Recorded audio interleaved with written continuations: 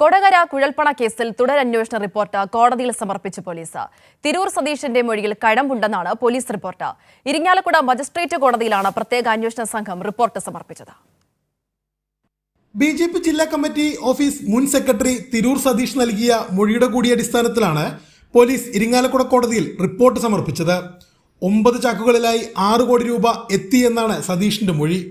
ഇക്കാര്യം വിശദീകരിച്ചാണ് പോലീസ് കോടതിയിൽ റിപ്പോർട്ട് സമർപ്പിച്ചത്. ആഴ്ചകൾക്ക് മുമ്പ് കള്ളപ്പണ ഇടപാടുമായി ബന്ധപ്പെട്ട കേസാണിതെന്നും ദേശീയ ഏജൻസികൾ അന്വേഷിക്കേണ്ടതാണെന്നും കാണിച്ച് എൻഫോഴ്സ്മെന്റ് ഡയറക്ടറേറ്റിനും ഇലക്ഷൻ കമ്മീഷനും പോലീസ് റിപ്പോർട്ട് നൽകിയിരുന്നു.